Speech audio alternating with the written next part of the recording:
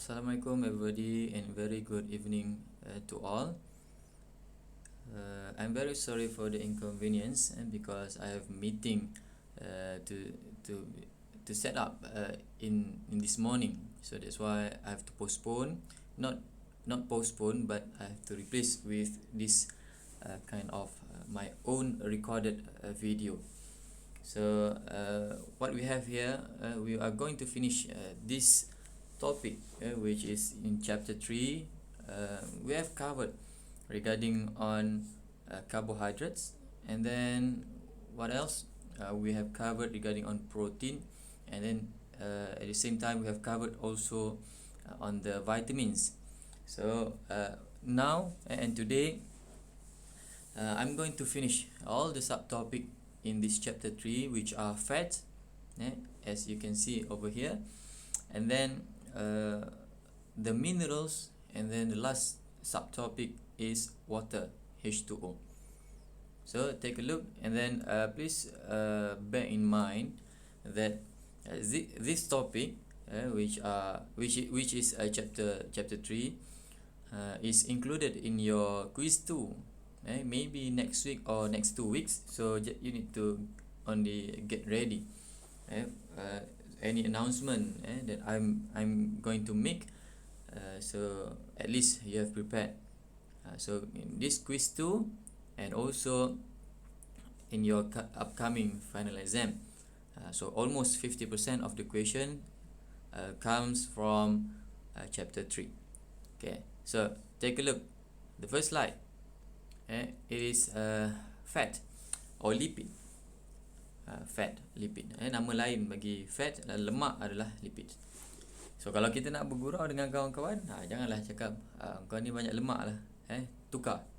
In scientific terms, which is lipid, represent a class of organic substance that insoluble in water but soluble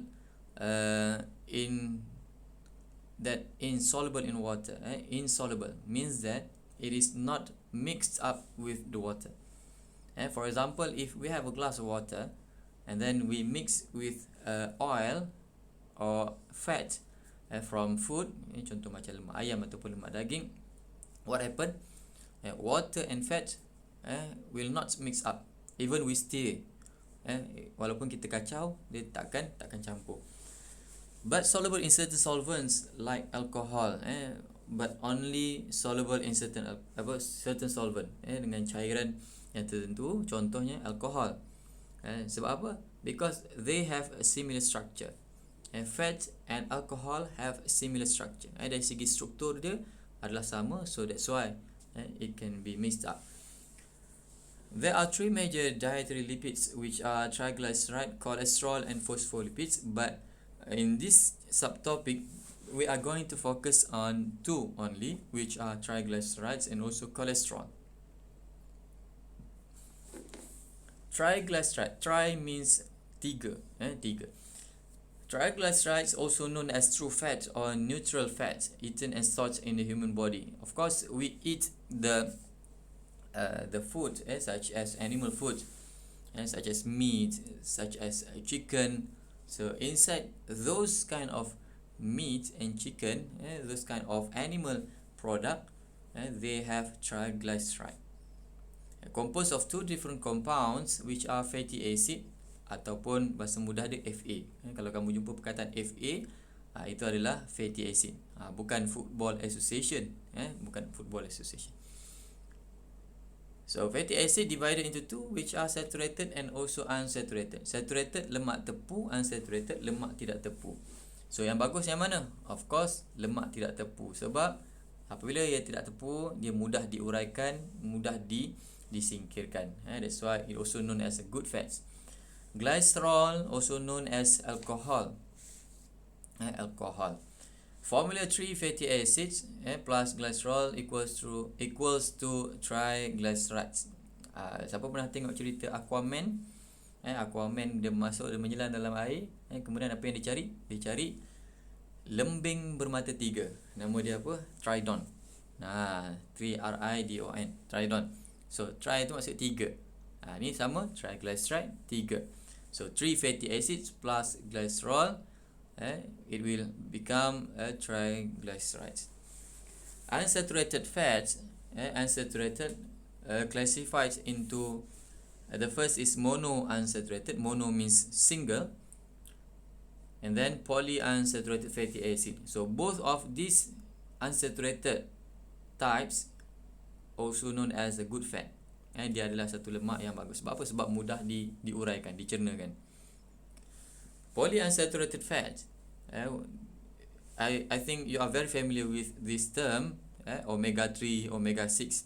And of course, siapa yang pernah ataupun yang selalu pergi supermarket ataupun pasar malam, kita akan jumpa omega 3, omega 6 pada label telur. Dan satu lagi boleh dijumpai pada susu untuk kanak-kanak. Biasanya umur 6 tahun ke bawah, dia akan kata dicampur ataupun ditambah, diperkaya dengan omega 3, omega 6. So this is the omega 3 and omega 6. Omega 3, also known as alpha linoleic acid, found in green leafy vegetables, canola oil, soy products, some nuts and fish. Dijumpai daripada bahan-bahan makanan yang macam ni lah. Included fish oil, termasuklah minyak ikan. Omega 6 linoleic acid, nama lain dia, must be supplied in the diet because body cannot produce it. Tidak boleh dihasilkan, badan kita tak boleh nak hasilkan sendiri, so we need to consume from outside. Found in vegetables and nut oils, corn, sunflower, peanut and soy sauce. So ini kebiasaannya dijumpai dekat sumber makanan yang berasaskan sayur-sayuran ataupun buah-buahan. Macam tadi, alpha ataupun omega 3 tadi, dia boleh juga dijumpai in both, which are plant food and also animal food. Kolesterol, known as sterol. Nama lain bagi kolesterol adalah sterol. So this term memang kita selalu dengar lah. Jangan makan tu, banyak kolesterol. Jangan makan ni, tinggi kolesterol. So this is it. Manufactured naturally in liver. Liver maksudnya dalam berasaskan sumber haiwan. Found only in animal product. Dijumpai di produk yang berasaskan haiwan. Apa dia? Meat, daging. Kemudian beef, daging jugalah. Kemudian apa lagi? Lamb, macam lamb chop, chicken chop, semua tu. Not found in fruits, vegetables, nuts, grains or other non-animal foods. So means that cholesterol is not included ataupun not produced by the plant base. Tidak dihasilkan sumber makanan yang berasaskan tumbuh-tumbuhan. Itu dia. Sebab itu kalau kita siapa yang pernah pergi pasar nak beli minyak, minyak sawit contohnya, so dia bagi tahu itu tidak mengandungi kolesterol. Memanglah, so the company is telling us the truth. Dia bagi tahu benda yang fakta pun, kita rasa dia tahu. Jadi jangan tertipu lah. Maksudnya bukan tertipu, jangan kata minyak ni bagus, minyak tu bagus. Sebab apa? Sebab tak ada kolesterol. Sedangkan minyak tu, minyak sawit berasal daripada tumbuhan, dan of course we have learned this, minyak yang berasaskan tumbuhan memang tidak ada kolesterol. Meat group, beef, shrimp, eggs, yolks, liver, ini semua kalau mengikut sekitar 1 ounce, sekitar 28.3 gram macam tu. So it contains 25 cholesterol, 45, 220, 120. So egg yolks, kuning telur adalah memberikan jumlah kolesterol yang sangat tinggi. That's why it is very dangerous kalau kita setiap hari makan telur. Sebab itulah egg, pada sebiji telur ayam tu dia dah complete. Jangan hanya sekadar makan kuning telur saja, makan juga yang putih telur, campur sekali, kan? Cholesterol in bread or cereal, dia tanya dekat sini, boleh jadi ke kolesterol in bread or cereal ni? Boleh jadi ke? Included based on the preparation. Walaupun kita tahu kan bread, roti datangnya daripada bijirin yang ditanam melalui tumbuh-tumbuhan lah, ataupun daripada macam seolah macam sayur-sayuran lah. Tetapi macam mana orang yang lepas makan roti dia boleh dapat juga bacaan kolesterol yang tinggi, kalau dia pergi pergi ke klinik kesihatan, kan, hospital untuk check up daily, weekly ataupun monthly check up, tiba-tiba ada, padahal dia dah hanya makan roti ataupun dia berasaskan sayur-sayuran. So it happens based on the preparation, ketika penyediaan. Include animal product containing cholesterol, mainly eggs. Bila buat apa sandwich, letak apa sandwich? Sandwich campur dengan telur, sandwich campur dengan sausage, sandwich kan yang roti tu dilapik dengan daging burger contohnya. Sekarang ni yang lagi advance, roti tu gulung-gulung-gulung buat apa? Goreng lagilah, mencanak tinggi kolesterol tersebut. So that's why lah, even kalau kita tengok dekat sini, walaupun kita makan roti yang tidak ada kolesterol, rupa-rupanya kita dah campur sekali makan makanan tersebut. Macam tu. Okay, we continue. So cholesterol, cholesterol, inside the cholesterol divided into two, and there are two types, and also known as lipoprotein. So lipoprotein is divided into two, which are high density lipoproteins and also low density lipoprotein, high and low. So high density ketumpatan tinggi, low density ketumpatan rendah, berketumpatan tinggi dan juga berketumpatan rendah. In blood vessel, it is different compared to our surrounding. Contoh macam kalau kita ambil seketul butter, seketul batu, ataupun paku, ataupun apa lagi, meja ke kerusi ke, kalau kita letak dalam air, kita campak ke dalam air, maka batu tadi, paku dan semuanya akan tenggelam. Sebab apa? Sebab high density, kadar ketumpatan yang tinggi. Kalau kita letak tisu, kemudian apa lagi, kertas, gabus, kita campak ke dalam air, so yang berketumpatan rendah akan terapung. Tetapi berbeza di dalam saluran darah. High density pula yang terapung, yang melalui dekat kawasan sekitar darah. Tetapi kalau low density, dia akan melekat dekat dinding, in our blood vessel, dekat kita punya saluran darah. So that's why yang terapung akan membawa high density lipoprotein HDL, dia akan ambil, dia akan bawa LDL untuk disingkirkan, disingkirkan melalui najis mungkin, untuk sebab apa? Sebab kalau LDL terlalu banyak, terkumpul, what happen? Dia akan menyebabkan blockage. Dia akan menyebabkan blockage ataupun dia menyekat, dia buat roadblock dekat situ. Itu yang menjadi bahaya lah.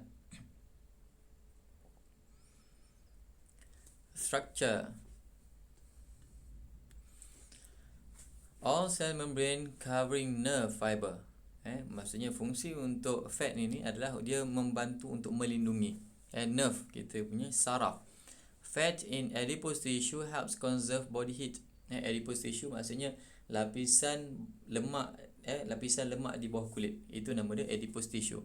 So the function is to conserve body heat, untuk mengekalkan, untuk memastikan badan kita berada dalam keadaan suhu yang normal lah. Sekitar 37, 36, itu masih lagi normal.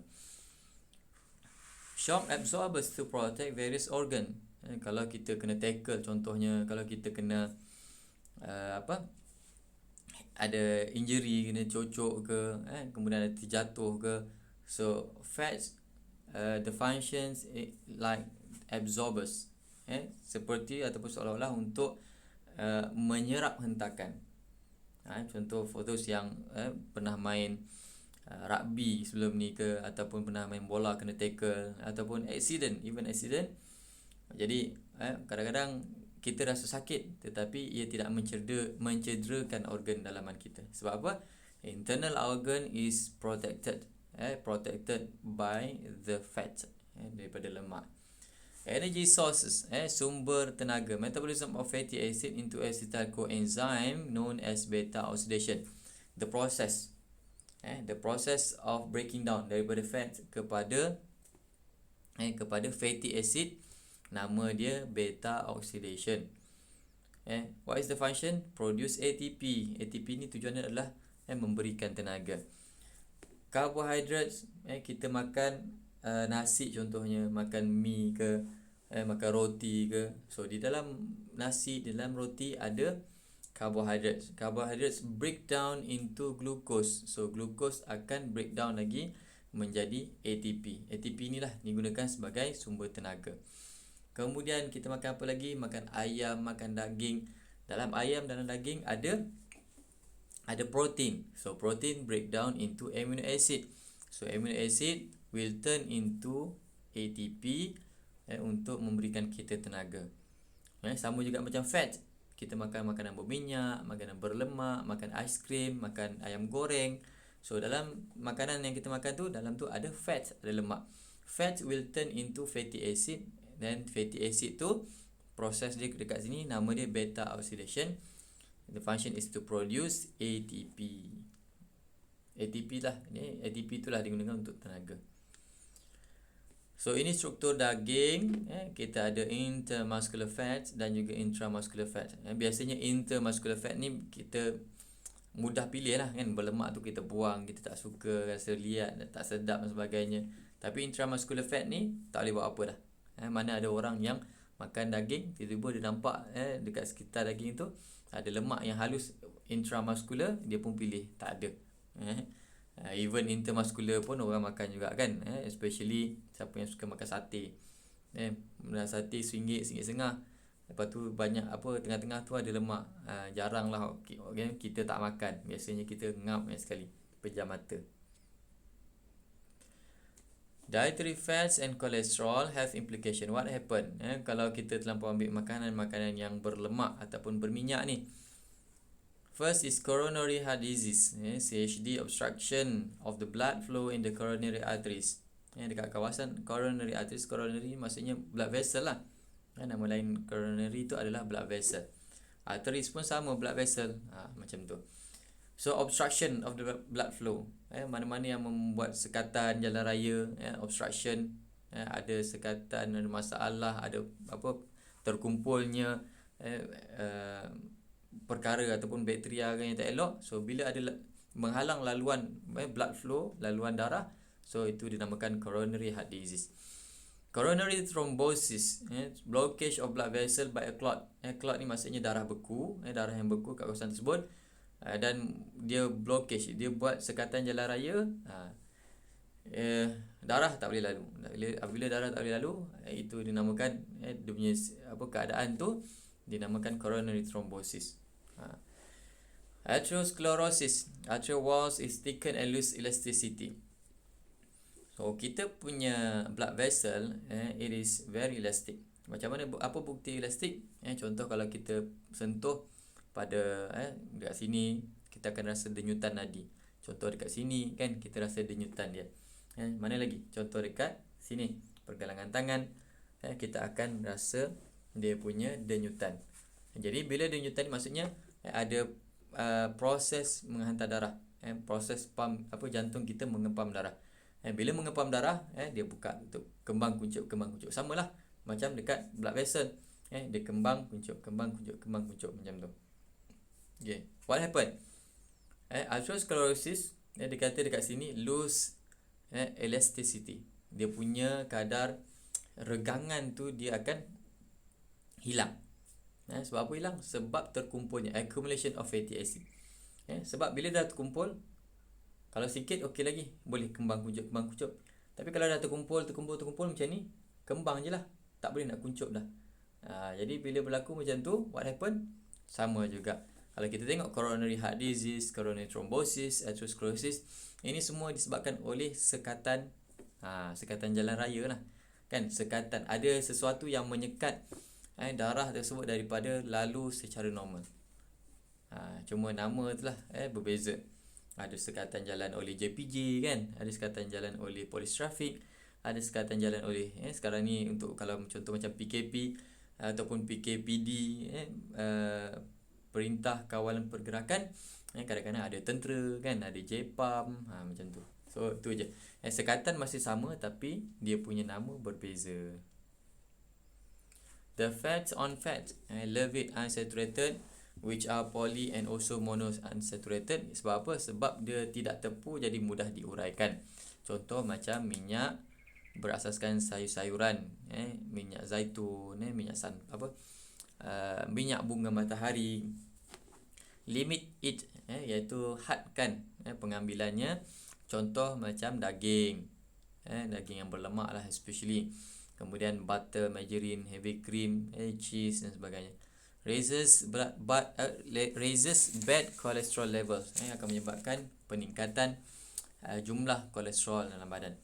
Lose it, hilangkan terus ataupun jangan ambil terus kalau boleh. Biasanya dekat sini nampak tu, apa nama tu, donut, Dunkin Donutsnya kan, Big Apple. Ini memang we are very familiar, dan syarikat-syarikat macam ni kan, ataupun restoran, tempat jual makanan yang macam ni, dia berkembang dengan agak pesat. Agak pesat. Sebab apa agak pesat? Sebab apa sangat banyak kita ataupun mudah kita dapati benda ni? Sebabnya demand. Orang kita suka makan. Tu dia, Dunkin Donuts, Big Apple, apa lagi? Adalah kan, Bomboloni. Bomboloni. Kemudian kek tu, secret recipe. Memang kita suka lah. So what happen kalau kita ambil? Increases risk of heart disease, penyakit-penyakit berkaitan dengan jantung. Kemudian raises bad cholesterol levels. Itu dia. Ada soalan? Of course lah, tak ada soalan. Macam mana nak tanya soalan kan? Tak boleh nak tanya. Baik. We continue on minerals. Minerals adalah subtopik yang kelima. Minerals. So minerals, if you still remember in the earlier chapter, in the earlier slides, the minerals is divided under categories of micronutrients. So means that it is needed in small amount. Mineral, an organic element found in nature. What is the meaning of inorganic? Organic means there is no compound of C or carbon. Kalau organic, ada element of carbon. Found in the soil and incorporated in growing plants. Kebiasaannya dijumpa kat kawasan ataupun yang di dalam tanah, dan kebiasaannya kita boleh dapatkan melalui sumber tumbuh-tumbuhan. It must be replaced because they are excreted daily from the body in sweat, urine or feces. Perlu disingkirkan setiap hari. Perlu diambil setiap hari. Dan sebab apa? Sebab kita singkirkan setiap hari juga. Functions, growth and development, building block for body tissue, bones, muscle and teeth. Growth and development, untuk tumbuh besaran dan juga perkembangan. Metabolic regulation helps in production of ATP. Dia membantu. Dia membantu dan bukannya the main part of producing ATP. Jadi metabolic untuk menghasilkan ATP ni, diperlukan enzim. So enzim ni yang menjadi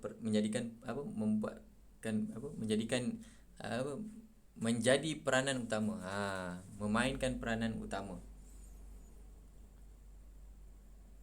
Energy, sebagai generate energy via metabolic function but do not provide source of calorie energy. Dia membantu tetapi tidak memberikan calorie energy, ataupun dengan kata lain adalah zero calorie.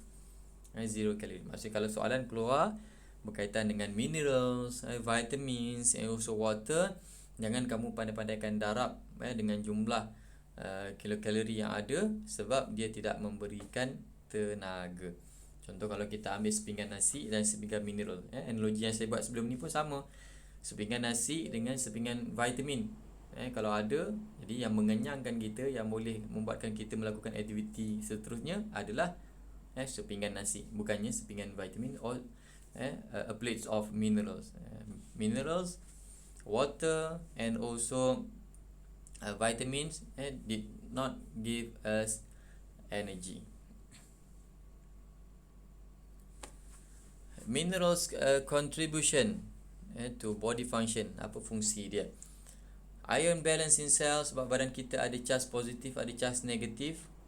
So dia membantu untuk balance, untuk bagi seimbang.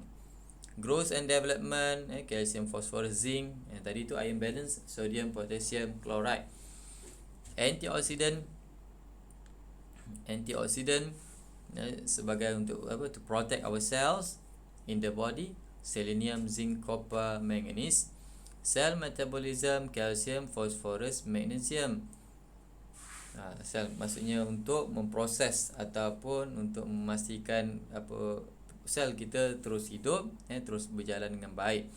Nerve impulse, untuk kita punya penghantaran maklumat dekat kawasan nerve ataupun saraf. Sodium, potassium, chloride and calcium. Blood formation and clotting, iaitu pembentukan darah dan juga clotting. Clotting maksudnya pembekuan darah, which are iron, copper and calcium. Bone health, untuk memastikan tulang dalam keadaan yang sihat. Phosphorus, fluoride and also manganese.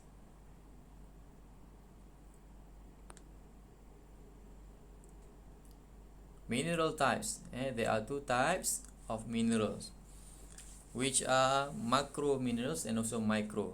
Memang kita dah familiar this term, sebab kita dah tahu macronutrients and also micronutrients. Makro besar, micro kecil.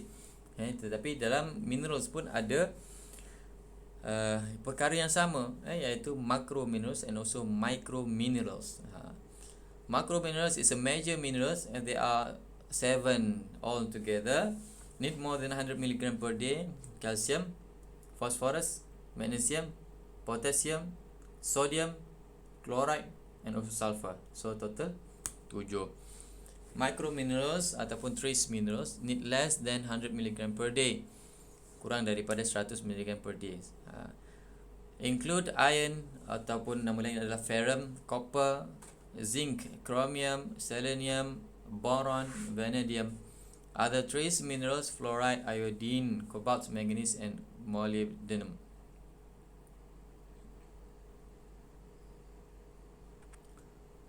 Next, we have major mineral. Major ataupun yang dikenali sebagai macro minerals. Minerals such as calcium, phosphorus and also magnesium. Sources, kalau kita tengok sumbernya datang daripada sumber haiwan ataupun sumber yang berasaskan protein. Jadi mudah nak ingat lah sebenarnya. Sources of calcium, all dairy product, milk, dark green leafy vegetables, egg yolk and also yogurt.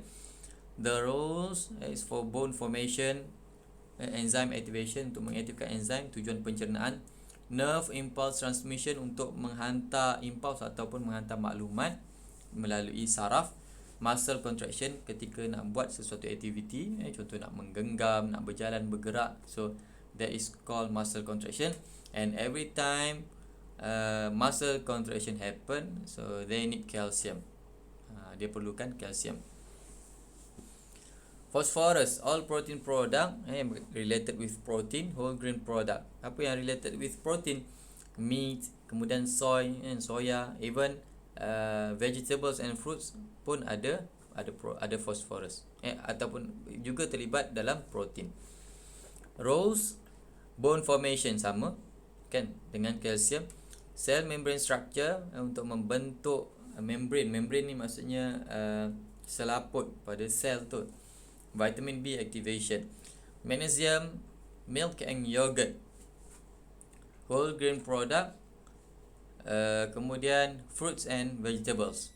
Ini antara perkara-perkara ataupun sumber yang boleh didapati dengan mudah. Untuk orang yang normal macam kita ni, memang kita kadang-kadang akan ambil pun setiap hari. As antioxidant to protect cell membranes from destruction by oxidation, bagi untuk perlindungan. What happen if deficit ataupun deficiency, kekurangan, ataupun dalam keadaan excessive, terlebih. Minerals, calcium deficiency, osteoporosis, memang dah tahulah kan, tulang rapuh. Rickets pun kita tahu happen in children. Kemudian impaired muscle contraction and also muscle cramp. Sebab apa? Sebab ketika proses pergerakan, movement, we need calcium untuk memastikan ada muscle contraction. So kalau kekurangan kalsium dalam badan ataupun dalam untuk keperluan sel, maka keadaan inilah yang boleh berlaku. Kalau terlebih constipation sembelit, kidney stone, ada batu karang pada kidneys ataupun kita punya buah pinggang, and then heart arrhythmias, iaitu degupan jantung yang tidak sekata lah ataupun tidak normal. Phosphorus rare, jarang berlaku. Kalau berlaku, deficiency symptom parallel calcium deficiency. Kalau berlaku juga, dia punya kekurangan tu adalah sama dengan macam kekurangan kalsium. Excessive, kalau terlebih, rare juga, jarang berlaku. Tapi kalau berlaku, impaired calcium metabolism, menghalang proses untuk kalsium menjalankan tugasnya dengan baik. Gastrointestinal distress, keadaan kita punya perut dan usus bermasalah. Magnesium rare juga, kalau berlaku muscle weakness and also muscle cramp, lemah pada otot. Kalau terlebih, nausea, mual, vomit, muntah, diarrhea, cirit-berit. Ini contoh saja. Kemudian trace minerals ataupun nama lain adalah micro minerals yang diperlukan less than 100 mg per day. The sources, sumbernya adalah daripada first iron. Iron maksudnya ini zat besi lah ataupun besi. Major food sources, organ meats, which is liver, meat, fish, shellfish. Kalau berkaitan dengan ini, trace minerals, kebanyakannya sumber adalah daripada sumber yang sama. Major body functions, hemoglobin and myoglobin. Hemo maksudnya darah, myo maksudnya muscle. So hemoglobin and myoglobin, hemoglobin pembentukan darah, myoglobin pembentukan sel-sel otot untuk berkembang. Sebab tu kita boleh tengok orang yang biasa je dulu, kemudian kalau dia develop, dia pergi gym, exercise dan sebagainya, dia boleh develop dia punya muscle. Copper ataupun cuprum, major food sources sama, organ, meats, fish, poultry, shellfish, sama. Major body function, proper use of iron and hemoglobin in the body. Dia membentuk, memastikan penggunaan iron yang tadi tu kat atas tu, dan juga hemoglobin in the body. Sama jugalah fungsi dia untuk memastikan kelancaran proses untuk menghasilkan darah dan juga sel berkaitan dengan otot. Zinc, dairy product, organ, meat, fish, shellfish, sama macam yang tiga dekat atas tadi tu, iron, copper tadi. Cofactor of many enzymes involved in metabolism, protein synthesis, sexual maturation, sensation of taste and smell. Cofactor, dia membantu, macam seperti mana vitamins, they have cofactor juga, ataupun dia ada nama dia coenzyme, membantu enzim. Chromium, meat, fish, sama macam yang tiga dekat atas tu.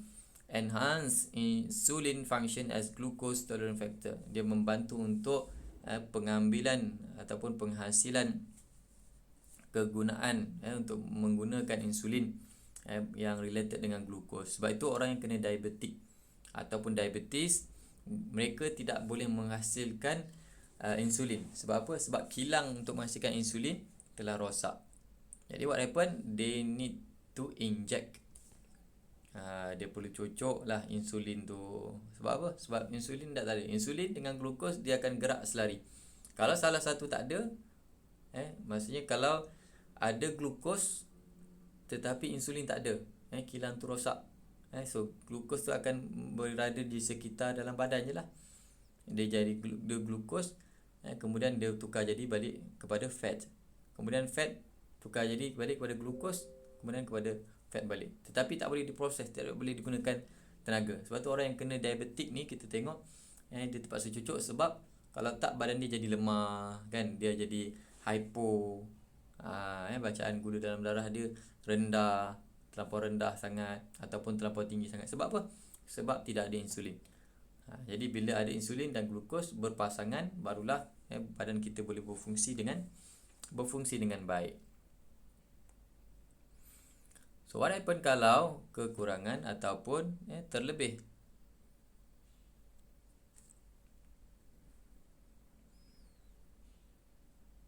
Trace mineral, iron. Kalau kurang, fatigue, anemia, impact temperature regulation, badan jadi apa? Suhu badan jadi turun naik dengan cepat, jadi tak teratur. Decrease resistance to infection, mudah kena penyakit.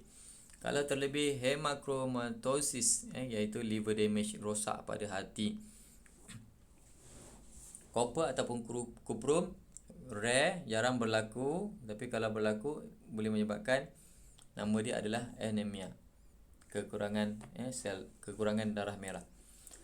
Kemudian rare juga berlaku kalau terlebih bagi copper, iaitu nausea. Kalau berlaku juga nausea, vomit, iaitu mual dan juga muntah. Zinc, depress immune function, merosakkan immune system kita. Decrease appetite, hilang selera makan, impact wound healing. Kalau kita ada kecederaan, kita ada luka, jadi luka kita akan lambat sembuh. Kalau excessive, terlebih, increase LDL and decrease HDL. If you still remember, LDL low density lipoprotein and HDL high density lipoprotein, we need more HDL rather than more LDL. So kalau terlebih, zinc menyebabkan kandungan LDL, which is bad cholesterol, makin tinggi. Pada masa yang sama, decrease HDL, good cholesterol menurun. Impact immune system. Jadi kalau yang buruk banyak, yang baiknya sikit, seluruhnya akan merosakkan sistem pertahanan dalam badan. Chromium, glucose intolerance, impact lipid metabolism. Dia related with glucose, merosakkan sistem dalam badan kita untuk menerima glukos. Dan pada masa yang sama, impact lipid metabolism, menghalang ketika proses untuk menguraikan lipid ataupun lemak. Seterusnya, nausea kalau terlebih, terlebih chromium ni, nausea, vomiting, abdominal pain, sakit perut dan juga hair loss. Ini adalah contoh hemochromatosis. Healthy liver, kalau kita tengok dekat sini, iaitu hati yang sihat, dia punya sel dia cantik lah. Tapi kalau sel yang tak sihat, hemochromatosis ni, kan sel dia ada yang ada, ada yang tak ada, tak lengkap lah maksudnya.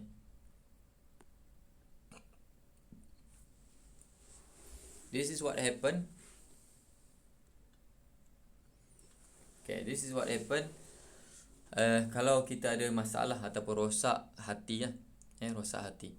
Loss of appetite, high blood pressure, nausea, blood vessel nampak, saluran darah, blood vessel boleh nampak. Kemudian internal bleeding of vein, tiba-tiba saluran darah dalam kita tiba-tiba bleed ataupun berdarah. Diarrhea, cerit-berit, swelling, lower legs, bengkak pada kaki. Kemudian jaundice kuning, biasanya bayi yang baru lahir kenalah jaundice ni, penyakit kuning. Tetapi saya sendiri pun pernah tengok orang yang ada masalah hati ni. Kita boleh tengok dia punya anak mata, kalau kita, warna mata kita putih hitam lah, dia warna dia kuning hitam. Anak mata dia yang warna putih tu, dia bertukar jadi warna kuning. Maksudnya ada masalah berkaitan dengan hati.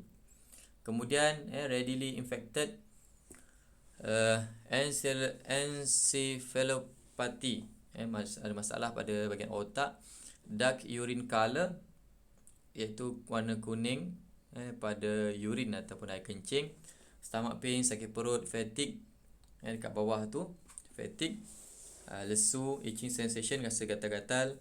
Bruise easily, mudah cedera ataupun mudah lebam. Low platelet counts, kandungan platelet yang rendah. So next, trace minerals is dari segi sources and also function, apa sumber dia adalah, yang pertama cobalt. Sources, sumbernya adalah meat, liver, milk.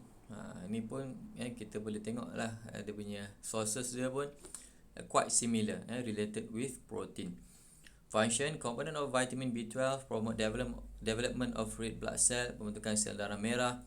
Fluoride pula, Florida, biasanya kita jumpa dekat dalam ubat gigi, kan. Apa itu cavity, kan, apa itu Colgate. So related lah, biasanya memang iklan yang selalu kita tengok, dia akan tulis, kita tengok dekat kita punya label, dekat bahagian kotak ubat gigi ada tulis Florida, fluoride. Drinking water, egg yolk, seafood, milk, and the function is helps forms bones and teeth, dekat kita punya tulang, membantu untuk pembesaran, untuk kebaikan pada gigi. Iodine, sumbernya iodized salt, seafood, vegetables. Function, helps in formation of thyroid hormones, untuk pembentukan hormon thyroid. Manganese, whole grain product, bananas, green leafy vegetables.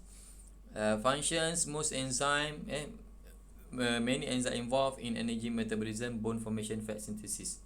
Membantu ketika mana proses untuk menghasilkan tenaga, menghasilkan pembentukan tulang, dan juga menguraikan fat ataupun lemak. Apa jadi kalau kita kekurangan dia?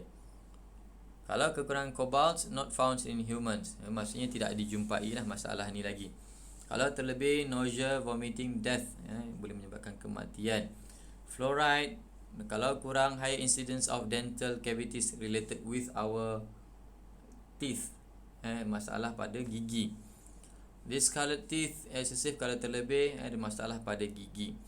Iodine, goiter ataupun nama dia enlarged thyroid gland, nama lain bagi goiter, iaitu terjemahan dia adalah dia membesar, membengkak kita punya gland ataupun kelenjar. Depressed thyroid gland activity, kalau terlebih. Manganese, poor growth, menyebabkan tumbuh besaran jadi terbantut.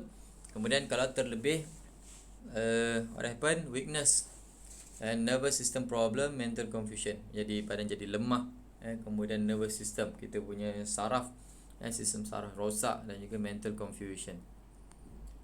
Cavity, ni kerosakan pada gigi, dan juga goiter tadi related with iodine, kekurangan iodine menyebabkan fungsi pada thyroid gland, iaitu kita punya hormon, kita punya thyroid dekat leher.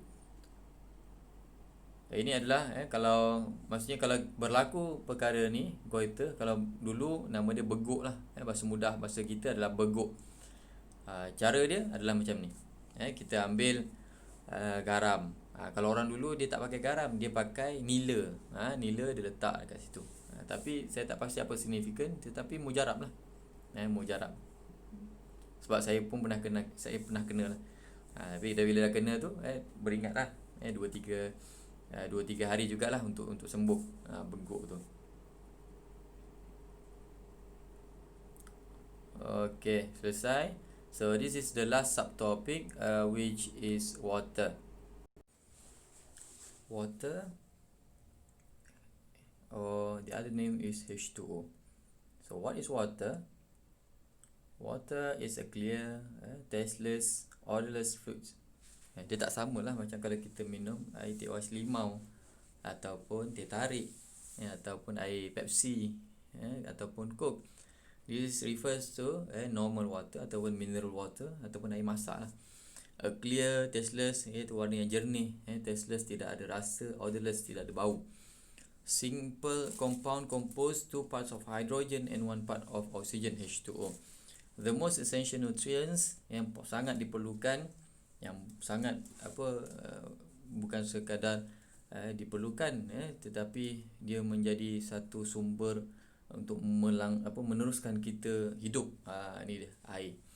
The requirement for body water depends on body weight of the individual, bergantung pada berat badan kita. Body water balance,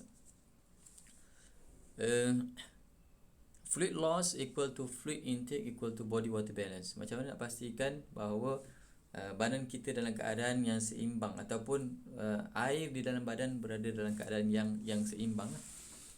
Fluid loss, it is stated here, fluid loss equal to fluid intake. Maksudnya kalau kita minum 1 liter air, so kita pun akan buang 1 liter air. Fluid loss more than fluid intake equal to dehydration. Kalau kita minum air 1 liter, tetapi kita buang, kita kencing, kita buang air besar, lebih daripada 1 liter, it is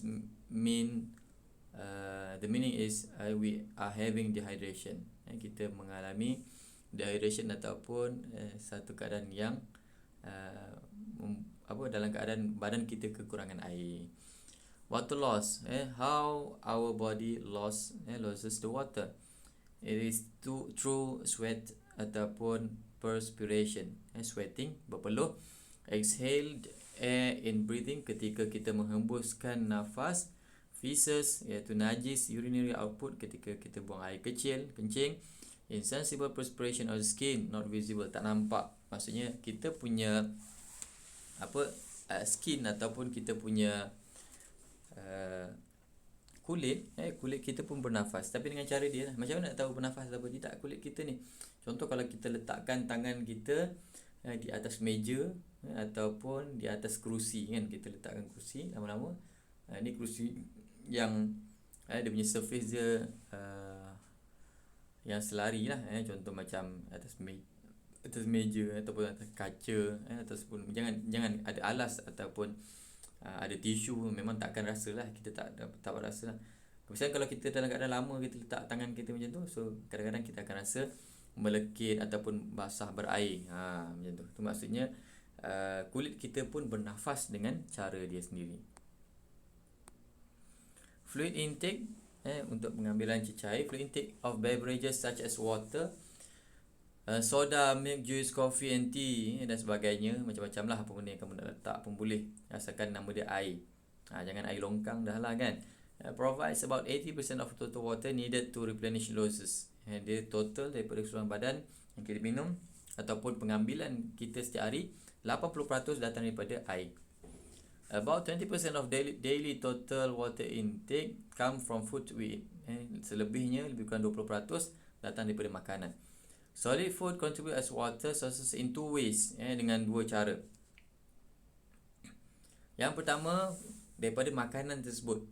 Makanan itu sendiri menghasilkan ataupun ada air di dalam makanan. Lettuce, cucumber, watermelon, celery, squash. Squash ni labu. Semua ni memberikan air, memberikan cecair ke dalam badan kita. Most fruits contain about 80 to 90% of water. Yang paling tinggi datang daripada buah tembikai lah, kan. Makan dia terus rasa dia punya jus dia punya air dia.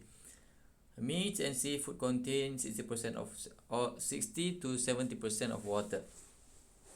Ya ke ada? Of course lah ada, sebab daging tu, kan, takkanlah binatang tu tak minum air.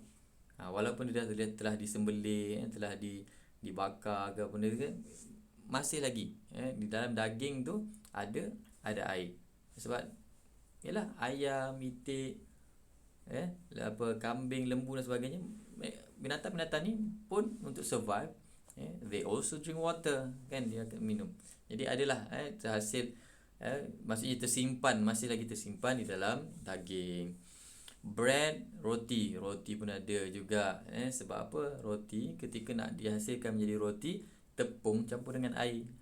Jadi bila bercampur, maksudnya adalah campuran air. Fluid intake yang secondly ada dua cara tadi, kan. Satu melalui pemakanan, satu lagi penghasilan air ataupun cecair dalam badan based on the metabolism of food's energy. Untuk daripada menghasilkan tenaga, dia akan menghasilkan air. Fat, carbohydrate and protein all produce water when broken down into energy. Setiap kali dia nak break down, contoh kita makan nasi tadi lah. Nasi, kemudian dalam nasi ada carbohydrate turn into glucose. Ketika process of breaking down, menghasilkan air. Kita makan daging, dalam daging ada protein to amino acid. Ketika process of breaking down, menghasilkan air. Kita makan makanan berminyak, ayam goreng. Dalam ayam goreng ada lemak So lemak, fats turn into lipids, fat turn into fatty acid, dia akan menghasilkan air.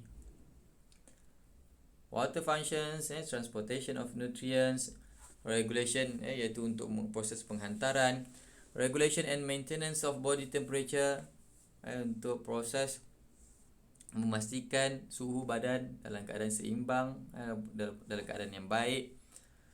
Lubrication of joint, iaitu pelincir pada sendi, contoh macam siku, pergelangan tangan, kan. So di dalam ni ada cecair. Elimination of waste product, untuk penyingkiran, untuk menyingkirkan kita ketika buang air kecil, buang air besar, perlukan akan fungsi dia datang daripada air lah. Maintenance of blood circulation and pressure, untuk peredaran darah, semua itu datang daripada cecair. Facilitation of digestion, membantu ketika proses pencernaan, even ketika mana kita masukkan makanan dalam mulut, so di dalam mulut tu pun dah ada air liur, jadi datang daripada air lah. Percentage of body weight change, berdasarkan perubahan kepada berat badan boleh menentukan keadaan badan kita macam mana. Measure weight before and after exercise to check hydration status. Ini kita boleh tengok, boleh check. Well hydrated, -1 to +1%. Contoh, kalau berat badan kita 100 kg, berat badan 100 kg, kita exercise, kita kurang 1 kilo, berat jadi 99. Ataupun ada pertambahan 1 kilo, so means that well hydrated, badan kita dalam keadaan baik. Minimal dehydration, -1 to -3%, daripada berat badan, contohnya berat badan kita 100 kilo, so berat badan kita berkurang 99 sehingga 97, so kita kehilangan 1 hingga 3 kilo. Significant dehydration, 3% to -5%, berat badan kita 100 kilo, so kita kehilangan 3 hingga 5 kilo. Serious dehydration, more than -5%, so berat badan kita contohnya 100 kilo, so kita kehilangan lebih daripada 5 kilo, so jadi 94, 90 kilo. So bila kita buat timbangan, lebih daripada 5%, the meaning is we are in serious dehydration.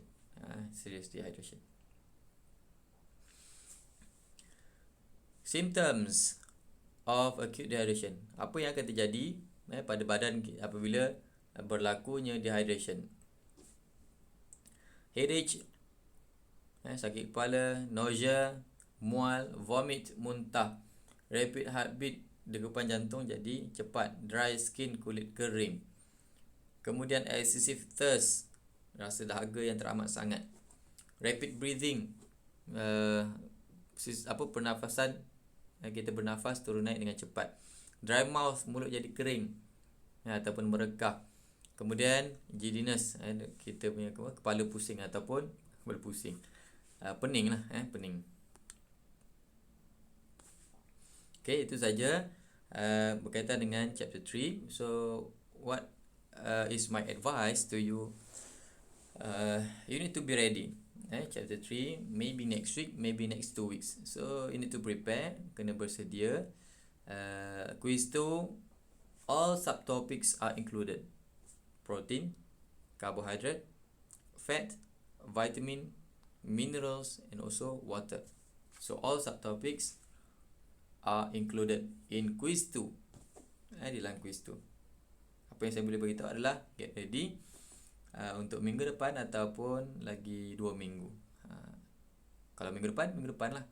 So you need to be prepared. Always need to be prepared. Sentiasa bersedia.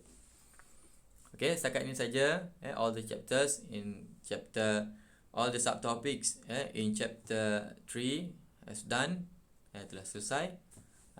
Kalau tak ada masalah, by next week kita akan bincang based on chapter 4, which is also which is also for your task, for your assignment, group assignment yang berkaitan dengan drugs. ataupun penyalahgunaan dadah lah, ataupun supplement and drugs related with nutrition. Baik, tidak ada apa lagi yang saya nak cakap. Thank you. Assalamualaikum warahmatullahi wabarakatuh. Jangan lupa study this video.